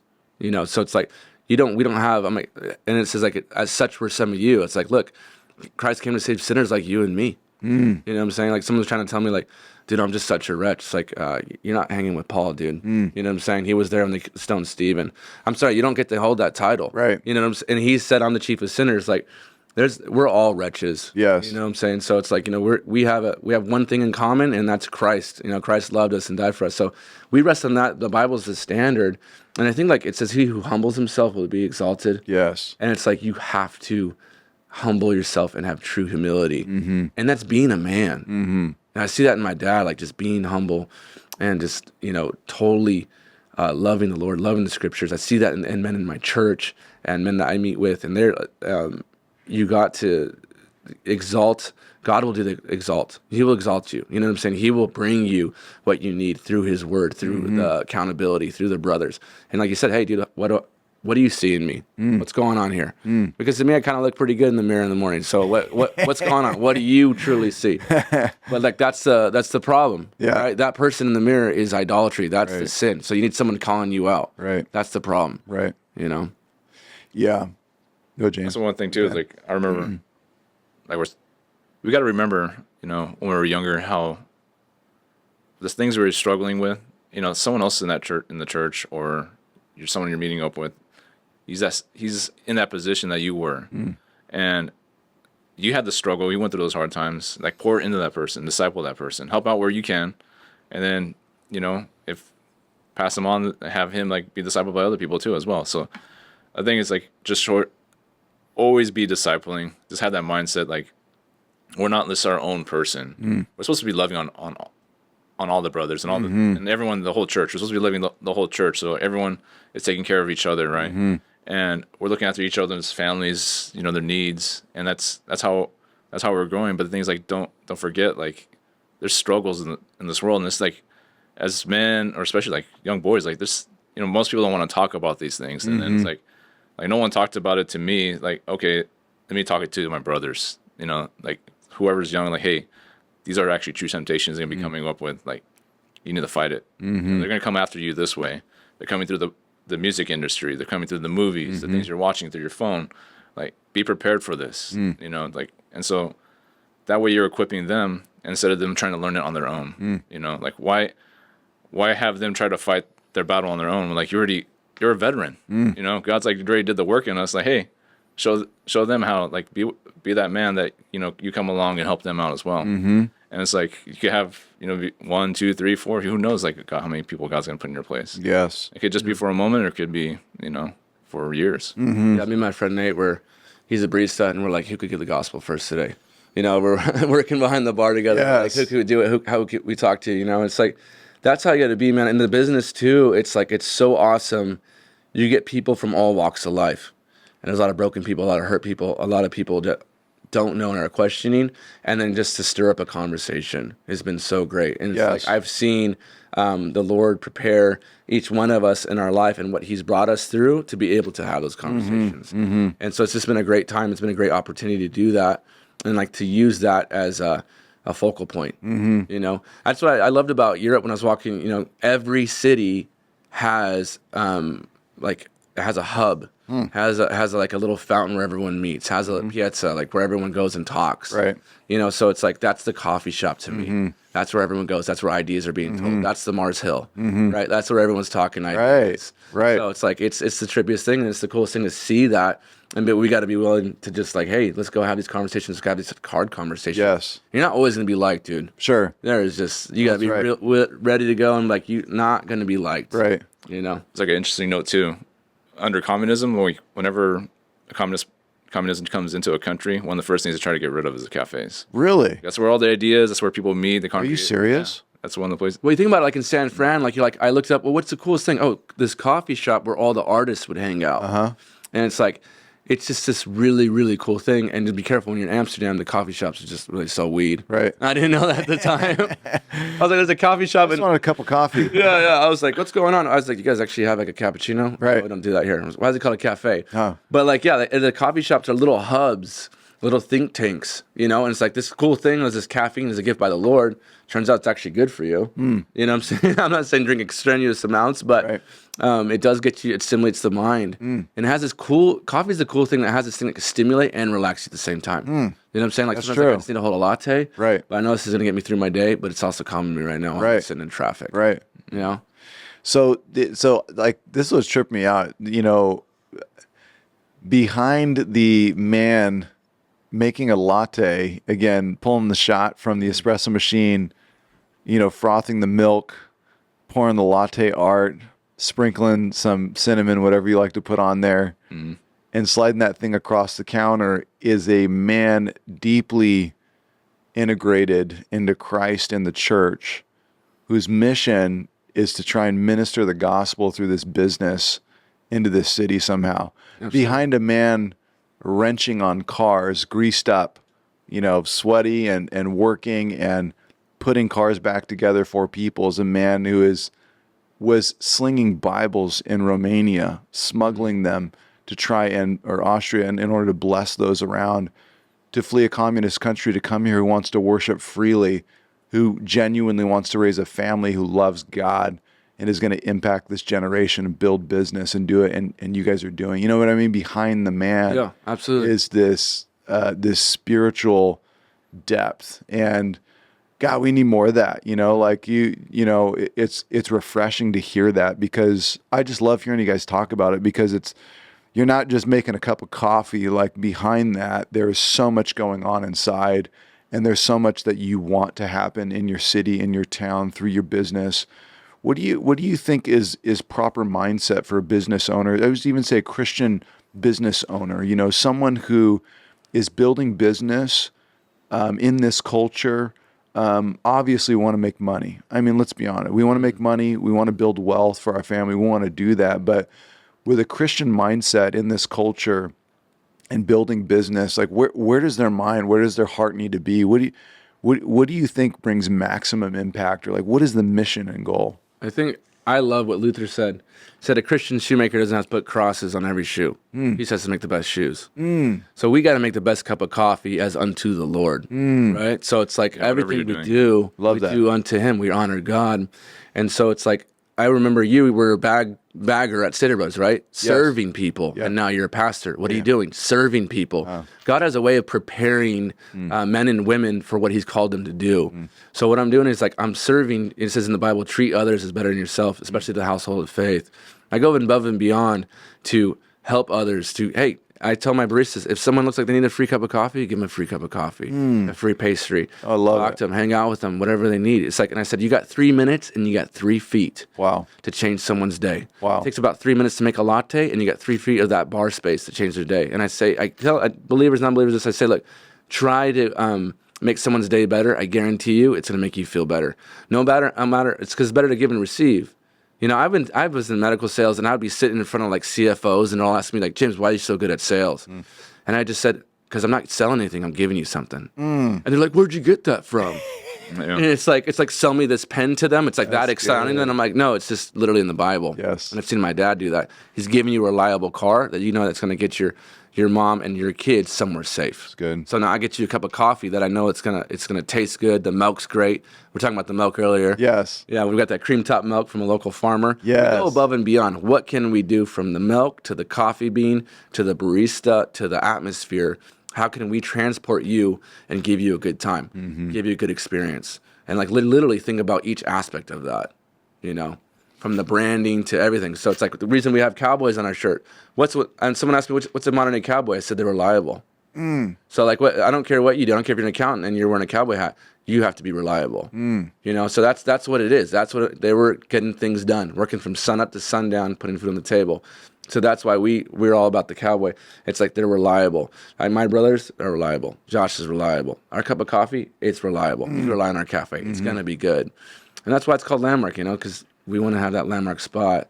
But what Ben was saying as far as the milk, why we have milk, such good milk, you got to know. Ben actually went and he met the farmer and met where all these cows are coming from, about 200 strong. Wow. No GMOs, no nothing. Wow. The dairy farm's been in the family for generations. Yeah. Oh, I love it. This guy doesn't want to give up on it, but it's like new homes are coming around and he's just trying to sell his milk, and it's a good quality milk. Wow. And it's just amazing. You can't put organic on it because it's like really difficult to do that. Sure. Once you start learning that process. Yeah. But it's probably one of the best milks you get around. Wow. And it's a cream top milk. It's nice and creamy. Wow. And I remember just bringing it over to my family. My brother Jake's, his wife, and all their kids. Yes. Boys. They tried the milk, and they're like, "Oh, we love Uncle Ben's milk. We want Uncle Ben's milk." Like they could tell the difference if you pour them a regular store-bought milk, compared to like something straight from the farm. Yeah. Which is amazing, and you see these boys, they're big. Oh yeah. Like, they're going on that stuff. They love it. Yeah. So honestly, I have to actually order more milk weekly now, just for that, just for them, just for the kids. The baristas are like, we ran out of that milk. It's called Batista Farms. Shout out to these guys. These are really cool. Yeah. They're over, I think it's in Rancho, Ontario area. Cool. I get so excited to see this guy. It's like the ice cream man when I was a kid. But he brings in all this milk, and he has A2 milk, which he was telling me has an enzyme that if you are lactose intolerant, technically you should be able to drink this milk. Wow. They're coming up with that. They have it. It's just the cows. They discovered certain cows have this enzyme. Certain cows don't. Okay. Super cool. It's just you're like nerding out on all the science behind this stuff. But yeah, the barista's like, hey, I can't steam with this store-bought milk.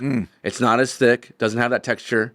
It's not like that milky white paint that you want when you steam it. Right. Because you kind of want your latte art, to get good latte art, you want it to look like kind of like white paint. Kind of like when you swirl white paint, that's how you want it to look. Right. The other stuff from the store just can't hang. And they're like, hey, James, where's the cream top? We need the cream top milk. And I'm like, all right, I'll get it for you. Let me call my plug. Yeah. Yeah, because it makes the best latte art, right? Oh, yeah. Because you Tastes the best as well. Taste the Nice and best, creamy. best latte art. The coffee comes through you're so doing well. Picasso's on the top of that cup. Yeah, dude. That's a bunch of fun. I got friends, our baristas, we do swans, we do tulips, we do some really cool stuff, rosettas. But that whole thing right there takes a lot of time and patience to learn that. But that milk helped so much. Wow. Yeah. So here's one. So this is secret for you baristas out there. James and Ben they have found the milk. Oh yeah. It's in the milk. 100%. And this is like, everyone's always talking about like what's new on the coffee scene. I'm telling you, milk's gonna hit. Wow. And it's gonna, it's like they're starting to do it in San Fran. They're starting to do it in New York, and we just kind of copy them. But Ben had it first. Cream top milk. Come to Landmark. Come to Landmark. You'll try it. What are we charging for that advice? Right. Is that free? Is that a bonus? I'm telling you, that milk is good. It's you traveled when it's like we as an American in our culture, it's like we just want it's almost like they don't care about us, what they're putting in our food. Yeah. Over there, it's like their milk. I remember I tried it in Norway. It's different. Oh, it's different. different. The food all over the world is so. We go to Italy and eat our brains out for 2 weeks straight. I mean, we're eating pizza and lasagnas and pasta and just all the carbs and all the things you're not supposed to eat, and somehow we are more fit than when I lost weight, dude. I was eating 24/7. How is this possible? It's like everything is fresh. Their ground is fantastic. Everything they grow is their water. Everything works better in Italy. And I would say a lot of Europe, it works that way. But same thing in France, man. The same thing. You're eating baguettes all day long, walking around eating bread, and it's like you're walking. First off, you're walking everywhere. This is huge. But you're right. The American culture, we've gotten away from good food, and sadly, there's something happening to our food. There is surely something in our tap water as well. I've done tests on it myself, and it is really sad to see what's going on. And I don't know how we've got there. I don't know if it's just people being, not responsible with what they've been given, or if there are powers that be that want to just absolutely crush us through nutrition. I don't know, but it's sad that people are getting more sick. People are getting more unhealthy. People are literally losing their health through food and through what they drink. And so it's really sad. So the fact that you guys are getting it after it, I love that tip that the milk is the new frontier. Yeah. Got milk. Milk does a body good, right? Whatever happened to that? I'm telling you, my Sheppy, dude, you look at his name's Shepherd. We call him Sheppy. You look at his teeth are firing, man. I mean, this kid, it's just like, how do you have such strong bones? I can't get him to eat meat yet. I'm trying to get him to eat chicken and beef. Like, he won't do it yet. But dude, he just drinks milk all day, and this kid is so strong and durable. And like, I'm absolutely shocked. But I attribute it to the whole milk. And anyways, sorry for all the milk talk. But, no, we could go down a rabbit trail. I could go down. That's the cool thing about coffee, the little things, the little intricate things that change it. Yeah. Like, I always recommend people, if you're going to get started with coffee at home, you better get a grinder. It's always better to get the whole bean and grind. One, because it smells amazing. When you grind coffee, everybody knows. You know what I'm saying? What a treat for your wife. Like, oh, my man's making coffee. You know what I'm saying? So it's like the grinder helps with that, and it actually tastes a lot better. It's like it's more fresh. Try to get fresh beans. Try to check the roast date. But like, I love home setups and helping people out as well. I'm not like a gatekeeper. Like, hey, you want to make coffee at home? I'll tell you how to do it. Right. You know what I'm saying? So it's like a lot of fun to do that and build that side of the business as well. Like, how can we help you even just have a good cup of coffee no matter where you're at? I just had a flashback, James. You made me, I think we were in Arizona or something like that. We were visiting. Yeah. And you made me a latte. You made me like a Spanish latte or something. You remember that? Yeah. Remember that? And you went out and bought a machine after that, huh? You inspired me, dude. Yeah. We bought the Breville after that. And dude, that was the moment. I remember drinking. You're like, here, drink this. I was like, dude, that's bomb. What is this? It's like, oh, Spanish latte. That's amazing. I got to get this. What do I need to get? You got to get an espresso machine. I watched you do the milk and the whole thing. And then I went home. And that is what started my journey into coffee. We still have the same machine. The thing's been firing. This has got to be 10 years ago? Yeah, I have a machine too, Breville. They're 10 years ago? Yeah. Maybe, I don't know, longer. I don't know. It's been a while. Good little shot puller. Yeah, they're good. you know. But no, I had that when you were talking about it, like sharing that with people, I had the flashback. I'm like, oh my gosh, James made me my first like real latte at home. That's a trip. Yeah. This is before it was all happening. So I don't know. It's crazy to have that realization here on the podcast. As far as business building and like overall vision, you know, what do you guys see for your coffee shops? What do you guys see for business? And because I hear you guys, even with Jay, you know, talk about these things, like, what do you think is, well, I guess it's two questions. Like, what's the vision for you guys? You know, what are you excited about long term? And then the second question would be, maybe you have a word for other like business owners and entrepreneurs who are Christian, who maybe are just serving a cup of coffee, but they don't know how to infuse Christ, you know, like into their business, or like what that heart or mindset looks like. You kind of spoke to it a bit earlier, but what do we need all businesses in California to do to really start to turn our culture towards Christ? Well, it's something that as we were talking earlier, and it brought to my mind is when hardships come or difficulties come, like use the word, use scripture to guide you. Yes. In all things. Like when you're making a decision, a hard decision, or you're talking to somebody, you know, maybe you're not able to give like the gospel to them, but you're giving them godly principles. It's good. And they're not getting that from anywhere else. Right. But if they're going to come to someone that is reliable, someone that's trustworthy, someone's making those hard decisions, like where are you getting this wisdom from? They're going to ask you that later on, but that's from the scripture. God is directing me in my life, how I should act, how I should move, what I should be doing. And like, that's how I should be living my life. And you're living that life through your business. It's good. You know, like everything you're doing, like being a father, you know, being a coach, being a teacher, like something like that, there's always something that's coming up. And no matter what you're doing, a scientist, a mathematician, like everything is guided by scripture, is guided by God's word. God's word is truth. That's what God gave us. And that's what we're living on. And like, if you try to do it on your own or something else, like people see past that. It's not real. That's not what's like enduring or lasting. But God's word and God's truth, and you living that out, and like every business is having its own situation, its own difficulty. So everything's going to come up that's difficult and it's different. But the thing that's underlying truth is God's scripture and God's word. And that's where when people see it and you're living it out and you're portraying it, people are able to like see that mirror image of Christ in your life. Yes. You know? You're projecting it. So good. Yeah, because you want people to see Christ and look at you, right? Yeah. Yes. Cool. Yeah, you're 1 Corinthians 10:31, whether you eat or drink or whatever you do all for the glory of God. So it's like this daily act. You said you're reliable, you're trustworthy as a barista, as a coffee shop owner, as a business owner. Yeah, we're not doing it for ourselves, we're doing it for Christ. Right. 100%. And you're building that rapport with that person, that customer, and they're just like, man, I like you, Ben. Man, I really like you, James. You know, it's just like, how you doing? How's the day going? You doing okay? You know, it's like, nah, dude, I'm not doing so well today. You know, what's going on? You know, it's just like, well, me and my wife got into a fight, you know, before he came over, like, you know, my kids, this and that, you know, you should go home and love them, you know, go home and serve them, you know, go home and do well. So you're taking that risk with the customer, right? But you're telling them good things. Yeah. You're telling them biblical things. Well, you're telling them the truth, and they know that you care about them. Yes. You're not like trying to give them fluff. Yes. You know, everyone else is giving them fluff. Yes. People that don't care about them is giving them the fluff. Yeah. But you're giving them the hard truth. You know, you're giving them the gospel. And that's when they know it and they're able to receive it at that point. It's interesting because when you think about it, even on a surface level with like Chick-fil-A, like this supposed, you know, Christian company, Christian owner that has like basically trained and pushed their employees to say something as simple as my pleasure. Yeah, right? yeah. Which is that's being kind, right? And it's treating others the way you want to be treated. Like it's very subtle, but it's small. But why does that hit you like every time? You know, It's so foreign, man. Yeah, like it is. It's my pleasure. You know, just like you don't even know if they really believe it. You know, but you're just like it hits you different. But then when it comes forth through a real Christian believer who loves the Lord, who's running a business, infusing that in their employees, people who love the Lord. And all we're doing is making coffee, they say.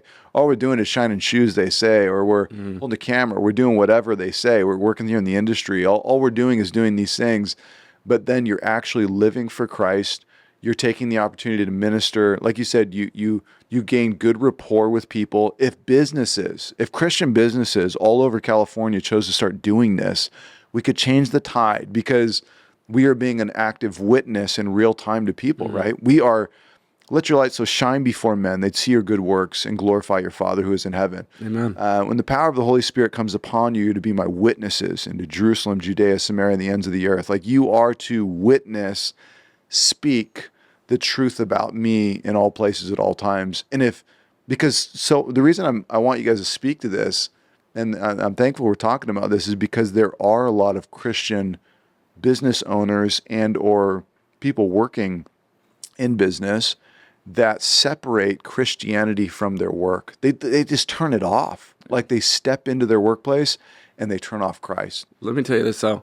Do that with your wife. Do that with your kids. Why do you think it's okay to do that in business?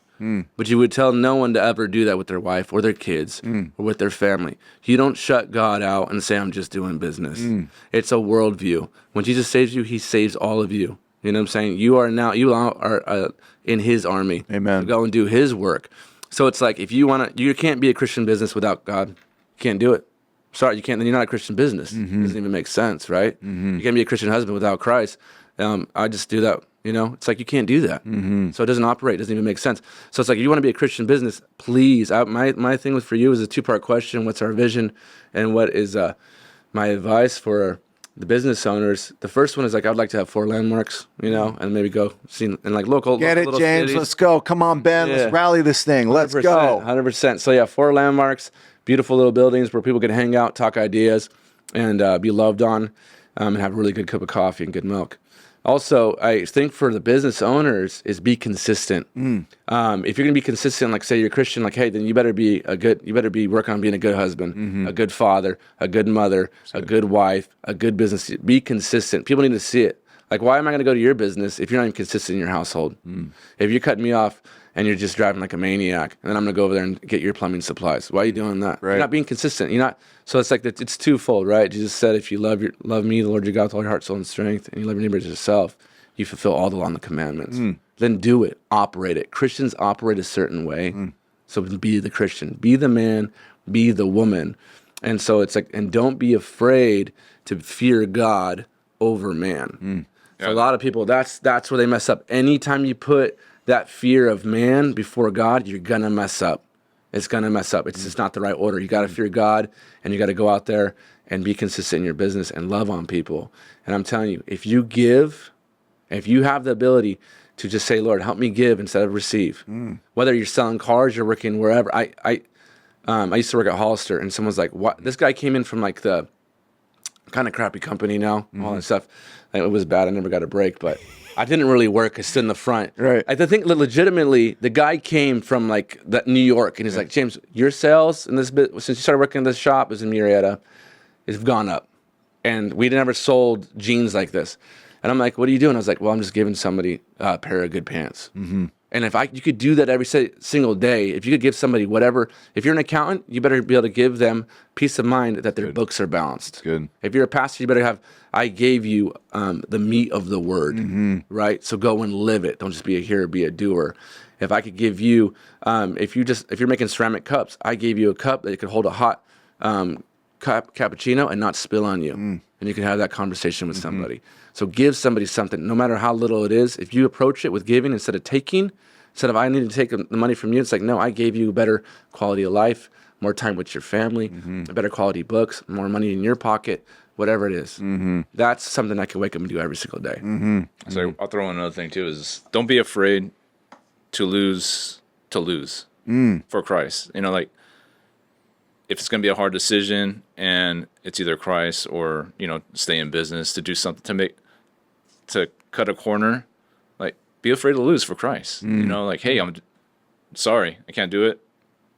I can't do that honoring. It's not honoring to the Lord. I can't do that. And if you're going to lose on that end, like be willing to do that. God will use you in a different way, or he'll take that away from you and bring you up somewhere else. Like that's the thing is like, my father got cheated so many times, and people would, and he would just say, like, they won't pay him for like the work and labor that he did. Wow. And he would just say, all right, this is between you and the Lord. Wow. Dude, imagine hearing that from my dad with his voice. Wow. You and the Lord. Literally, I remember this man came to my father's business. We didn't even know who he was anymore. But he said, 10 years ago, I cheated you. I want you to take this money. Whoa. He had tears in his eyes. It's like, I need to pay you back. Wow. My father's just get involved in local church and pay it back there. Whoa. And he's like, I don't even remember you. Wow. But like even now, like there's situations that are going on, like, you know, they're trying to like jack up our rent at our first location, and it's like they're not treating us fairly, but you know, like we're trying to do everything that's fair, to the best of our ability. Yeah. But in the end, I'm trusting God. Yes. You know, like I'm not really like stressing too much over it. It's good. But the thing is, like, I'm gonna do my due diligence. But in the end, it's between them and God. And you know, if God gave it to us, He wants to take it away. You take it away. You know, so it's like all glory to the Lord. Yes. So No, amen. That's so good. We must fear God above men. 100%. We do not fear men above God. This is the proverb says the fear of man is a snare, is a trap. And if you fear man, you're going to fall into that trap. If you trust in the Lord, you'll be safe. yeah. And this is the place to stay. This is the place to be. I love that, your dad. I mean, like, that's like powerful testimony. That's between you and the Lord. Like you want to steal from me, that's between you and God. And you're going to have to deal with that later. And that just like sears a man's heart, right? I mean, just like it stamped him on the forehead. He's just like, oh no. And he literally thought about it for 10 years. Yeah. And it gets even better. You know, he comes back to pay your dad back. Your dad says, go give it to the church. Yeah.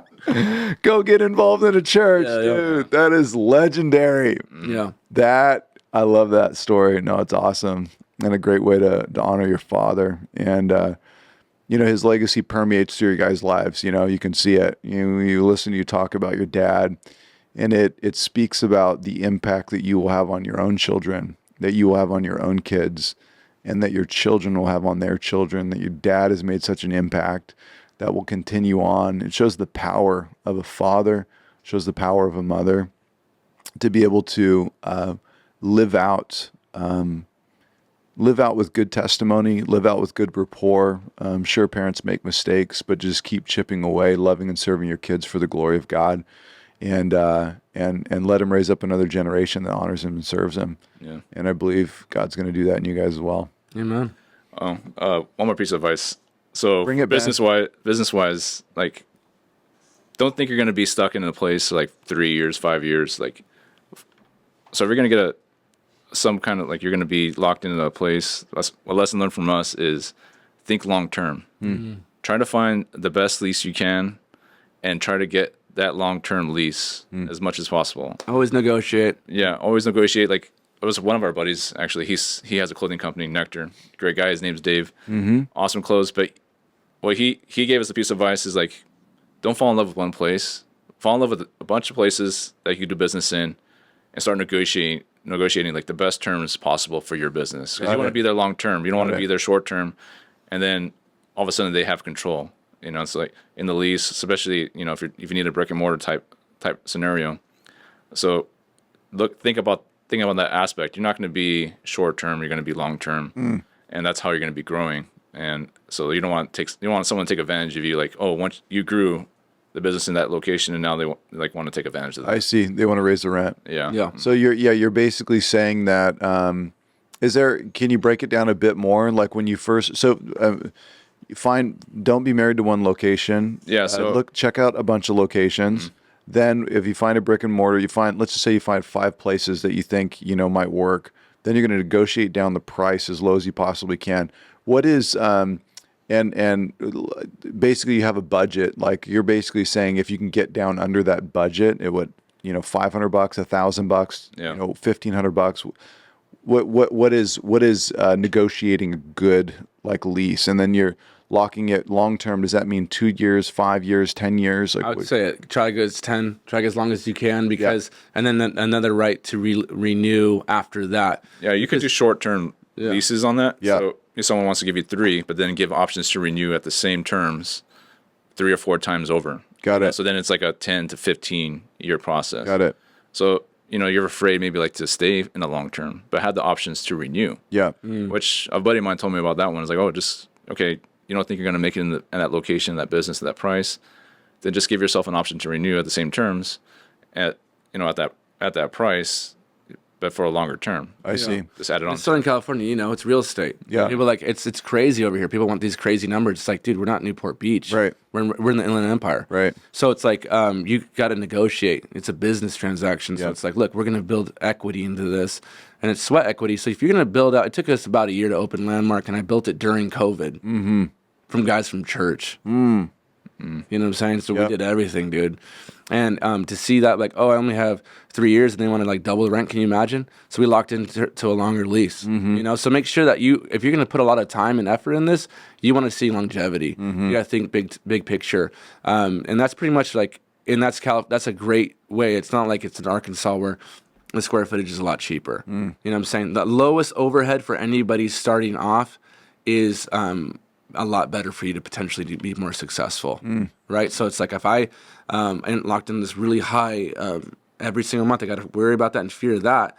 Try to get that as low as possible, so you could have those slow months and you have a little bit of buffer. Right. You know what I'm saying? Yep. So yeah, make sure that you actually set yourself up to succeed. A lot of people get like really enamored with the space, like Ben was saying, they're enamored with this and that. But it's like, hey, if you got talent and you're creative, you can make any place beautiful. That's good. You know what I'm saying? That's good. Make a little oasis for like any location where you're at. Yes. And then people will want to come. Think about Yes. what your wife could do with a space. Right. Right? Oh, yeah. Like, oh my goodness, my place looked like some crazy man cave. My Right. buddy's like, it's so many man products. Right. Like, there's a knife here. There's antlers there. It's like, what? Am I going to get tetanus if I touch that old stereo? Right. And then it's like she comes in, it's all white, bright, plants everywhere. It's beautiful. Yeah. So like think about it like that. Like you could make a space beautiful. And it's like honestly, it's the people. Right. So it's like get creative, draw it out. And also in the Bible it says, in much counsel is much wisdom. Talk to a lot of people, listen to podcasts, and like dive into whatever business you want to do. If you want to do ceramics, you better be in a ceramic class. Yeah. You know what I'm saying? If you want to surf, you better be around surfers. Right. You know what I'm saying? Like I was doing that during COVID, and I went with my buddy, and he literally just spent all the time with me till I finally clicked. I'm still terrible, but I love going out. You know what I'm saying? Yeah. You got a sweet board, James. Yeah, you gotta go, and You just got to get after it. Yeah, you gotta get after it, and you gotta be surrounded around those people. Immerse yourself. 100%. Do it. Immerse yourself into the process. And well, I love that about you guys. You don't hesitate to just dive in head first and just get after it and figure it out. And I don't know, it's a trip. If we even thought back like 15 years from now, to think that you guys would be coffee shop owners, and like you guys would be running business like this. I mean, you know what I mean? That's like that's another lifetime to think about. I guess it's a trip for me to think about even planting a church out in LA. I mean, that's wild. Like I would have never thought in a million years, but even with this podcast, even with all the things like we've done, I have noticed that as well. It's like you only know so much. You immerse yourself into it. You try to gather as much information as you can. Yes, you want to find low overhead, from the beginning as best you can, because that is going to hammer you over the next couple of years if you don't get that thing low up front. But then just diving into it, trusting the Lord, getting wise counsel from around you. You can never ask too many questions. You just get wise counsel from around you. Ask people, ask. And then before you know it, you got to take the risk. You got to launch. And you got to go for it. And I love what you said, give it time, give it time, get after it. Trust your intuition, get after it and see what the Lord will do. You guys have built a beautiful business. Thank you. And you guys are continuing to build, and we're going to take Landmark to the next level. All of you guys listening, please go and subscribe, get some Landmark coffee, buy some merch. The Stokehouse is the promo code, 25% off. And tell your friends about it. Let's blow this thing up so that we can really bless Christian business owners who love the Lord and are using it to infiltrate and minister the gospel through their business, and hopefully to impact many more around. Absolutely, yeah. Go to landmarkroasters.com, Landmark Roasters, Instagram, all that good stuff. You guys will definitely be. Any other places they can find you online? So this is landmarkroasters.com. Yeah. And then go to our Instagram and our Facebook is Landmark Roasters. Yes. And these are the Furdui brothers, James and Ben. Yeah, we're in Redlands, California. Stop off when you're going on the way to Palm Springs, Arizona, off the 10 right there. Just type in Landmark Roasters. Yes. And love you guys. Love you, brother. You guys I really appreciate you guys coming on the show. Cheers. Cheers. Cheers. Good coffee. We'll do it again. Amen.